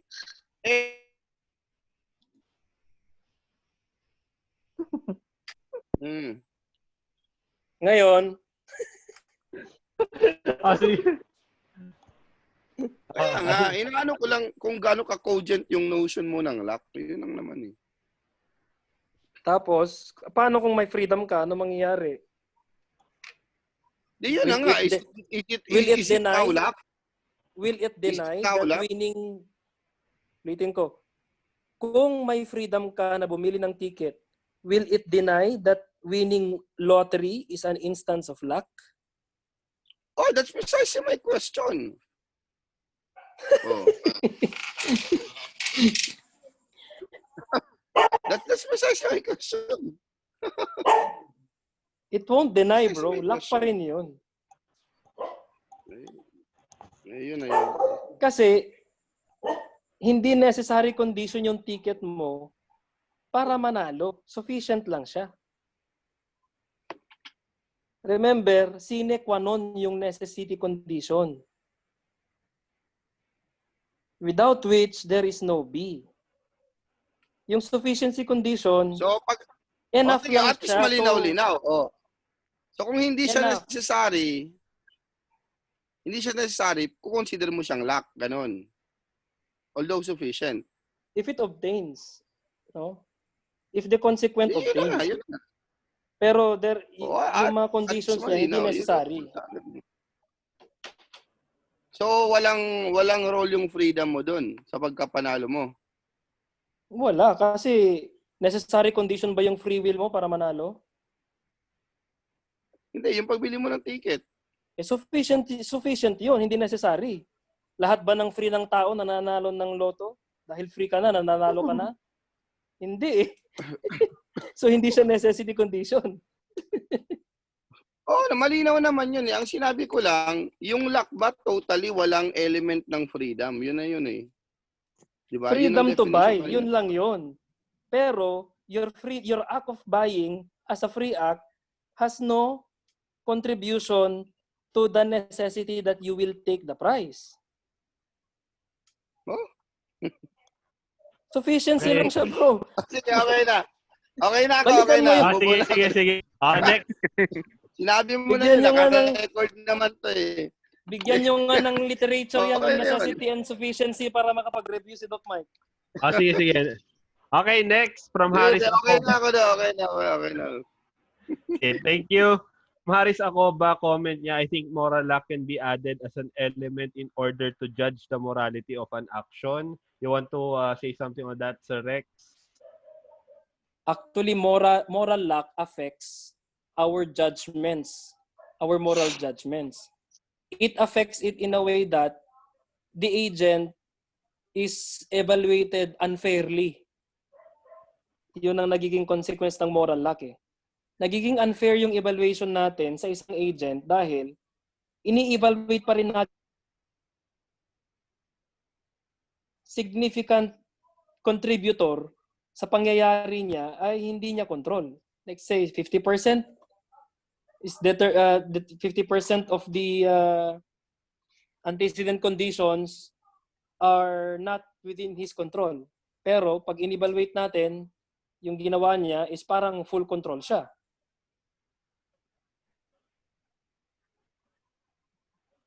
Okay. Oh, nawala. Ayun. Sir Rex, pa-unmute ng mic. Ay, sorry. Okay. Sir Bjorn. Sir Bjorn. Okay na. Sige. Next question from Jay Galat. So, true or false, with moral lack operating, the burden of blame is shared now to both agent and other factors. Likewise, teka lang, para basa na to Okay. From Alex Henon, ano po ang magiging moral standard kung ang moral lack nakadepende sa events? Ibig sabihin, subjective ang standard ng moral lack.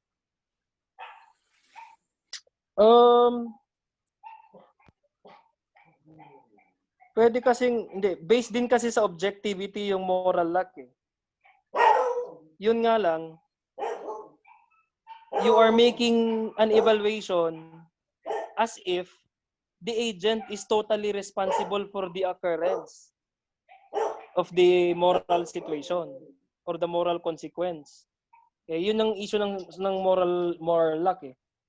When we make evaluations, dapat objective, di ba? May mga facts, may mga basis.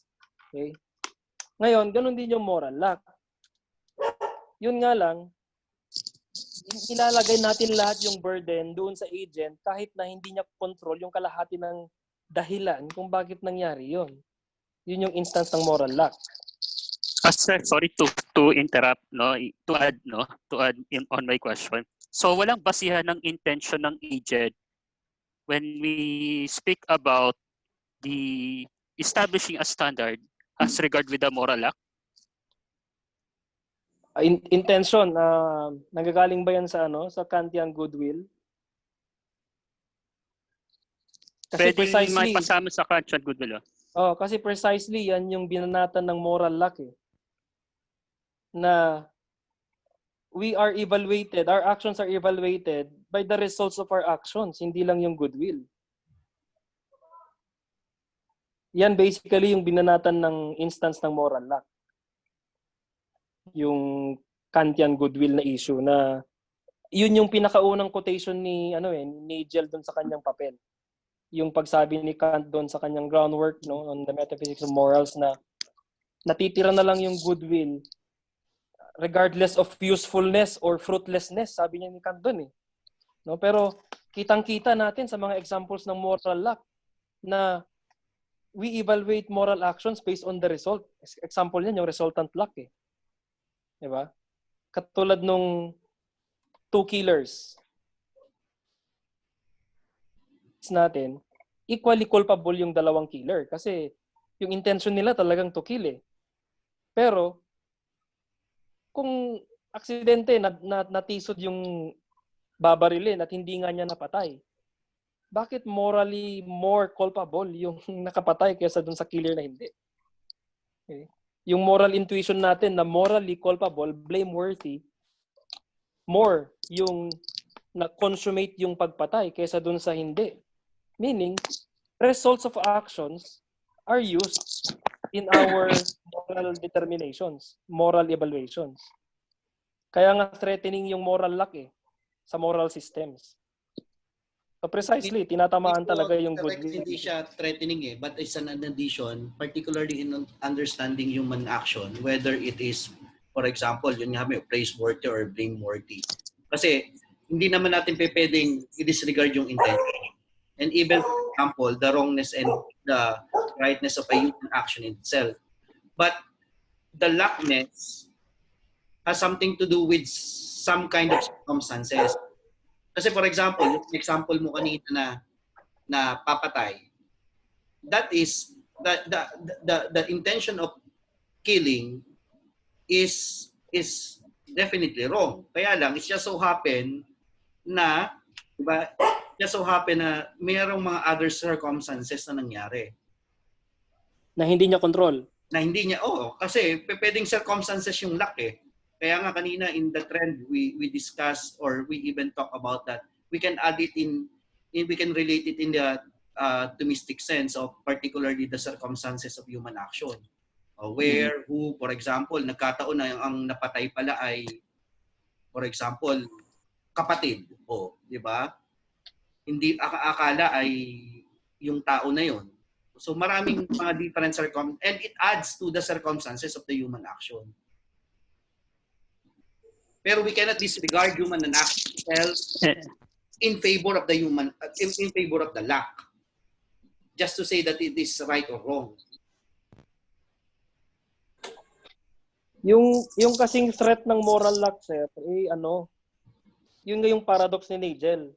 Na parang kung i-consider mo talaga yung apat na luck, circumstantial, constitutive, resultant, at saka causal luck na nag-ooperate sa isang tao, parang walang natitirang morally responsible na action ko eh. No, yun ang threat nun eh.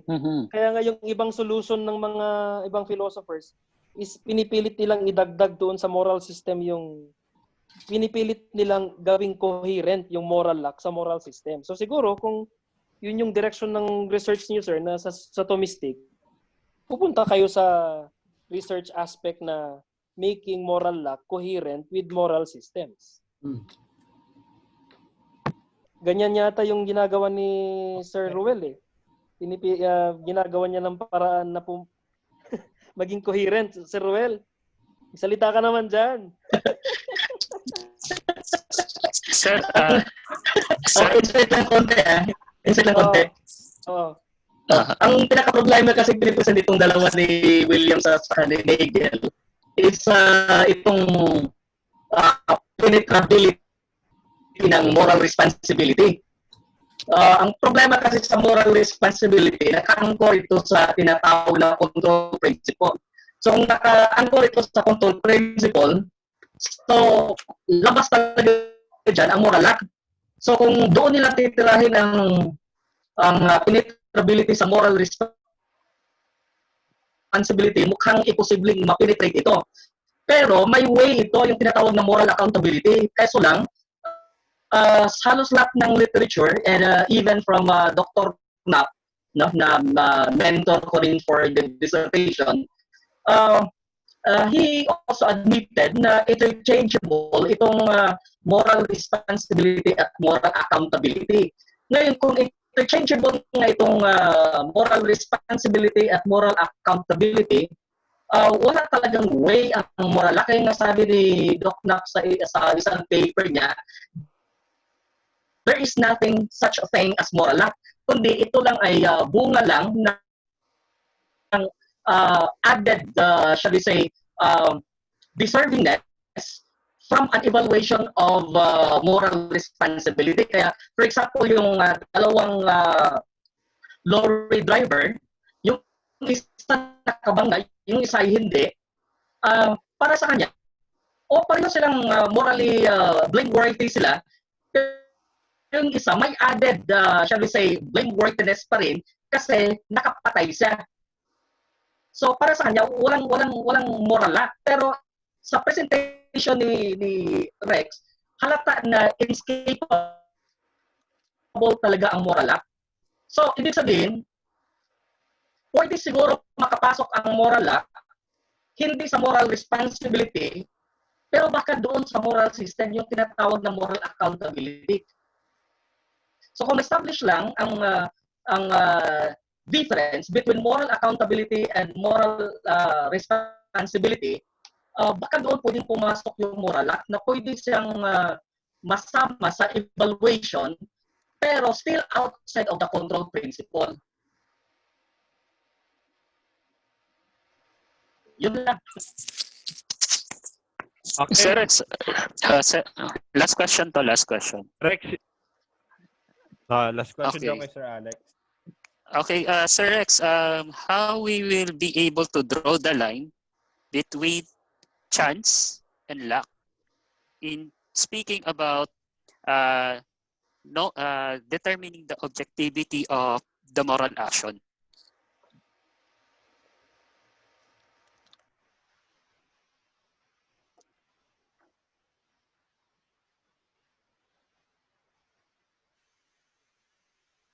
Sir Rex, are you still there? Parang Sir Rex, i-unmute kayo. Unmute kayo. Nawala. Okay. Kumain pa. Yung parang kasi yung chance, parang family resemblance yan ng ng Ayun. ng chance, randomness, tsaka luck. So, parang ibang way lang of putting how things happen. Pag dinala mo yung chance sa discourse, parang ganun yung nangyari. Parang ganun eh. So, ano ba talagang gustong connection mo dun sa chance sa luck? Kasi ang pagkakaintindi ko, pag sinabi kasi parang halos magkapareho lang pag sinabi nating chance and luck Kasi it draws on under the umbrella of it happened because it happened. Yeah. So siguro paano ba? Ang chance kasi antecedent lang, pwede pang may chance akong manalo. Ang luck, nanalo ka na. Pwede rin. Yun. So parang nasa probable state pa lang yung chance. Chance, kumaya ka sa loto, may chance ako manalo. Thank you, Doc. Okay, sige. Last question from Okay. Treshador. Thank you. Basahin ko na lang.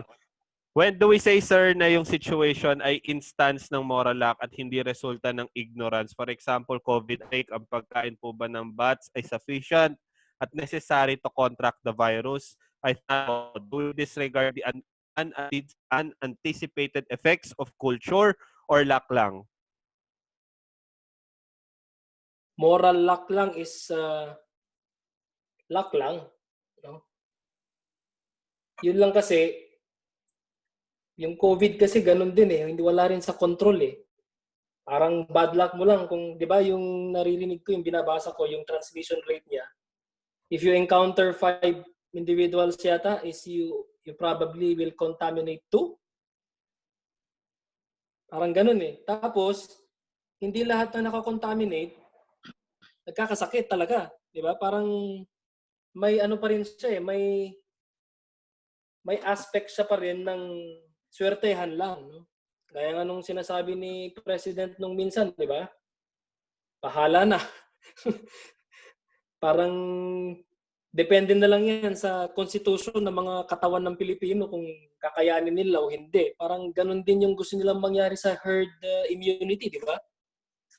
So parang may aspect ng luck pa rin yung although alam natin may possibility, may probability na mahahawa ka. So siguro kung ipapasok natin yan dun yung katulad kay Bernard Williams, ewan ko lang i-clarify mo lang, Doc Roel, kung may kulang ang sinasabi ko kay Williams kasi nagtutukaw kay Major. Yung parang magkakaroon ng issue ng luck kung you don't foresee or there are no conditions na pinanghahawakan mo to predict the success of a future event, like yung kay Gauguin na gusto niya maging successful painter. Wala namang kasiguraduhan na magiging isang painter talaga na sikat doon sa Tahiti pero pumunta siya. So parang ginawa niya yon nakabase sa luck. Bahala na. So kung sakali, biglang nag-isa talagang sikat na painter doon, pero when he made the decision at time Tn-1, when he made the decision, walang kasiguraduhan. Wala siyang epistemic pinanghahawakan, yung knowledge na sinasabi mo. What if it turns out, nevertheless, that at time Tn+1, no, he became successful? Ginawa niya nga yung justification, yung pagiging successful niya doon sa act niya na iniwan niya yung pamilya niya.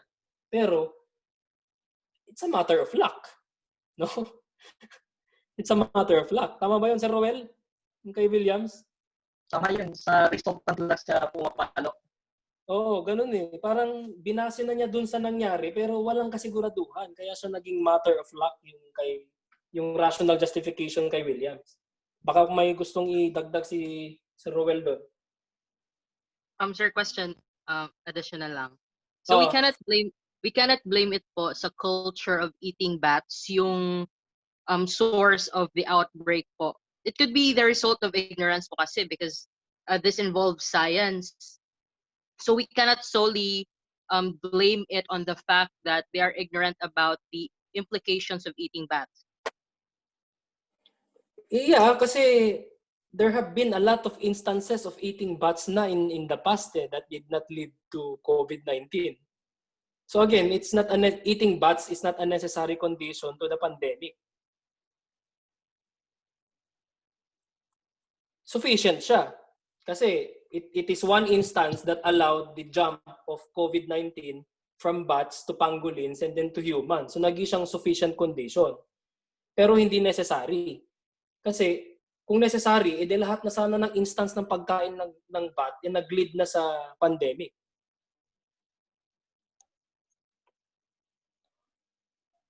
Okay, thank you so much. So, it's already 10. So, maraming salamat po, Assistant Professor Rex Alejandro. Thank you so much. Ay, Sir Bridger, may pahabol. May pahabol. Okay, sige.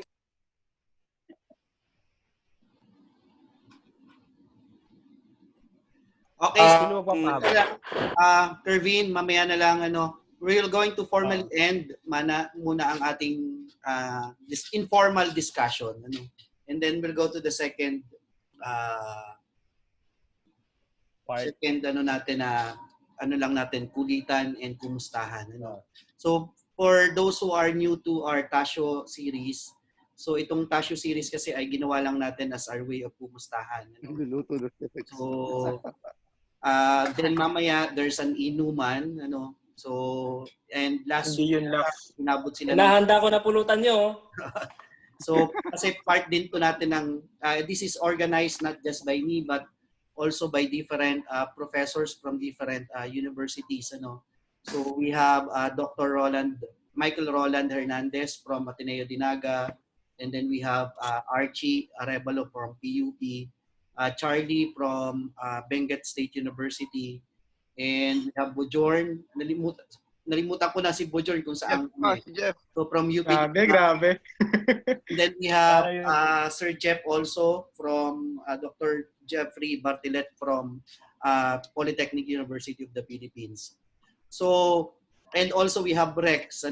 So, ang ko lang din is I would like also to request, so this is just an informal discussion, informal webinar, no certificate at all, just a way of our kumustahan.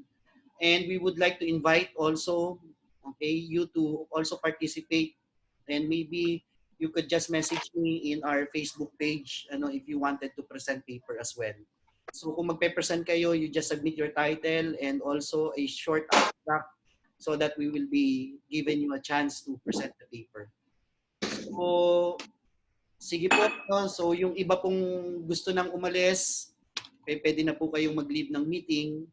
So for those who still wanted to stay, we can still continue our kulitan and kumustahan. So thank you very much.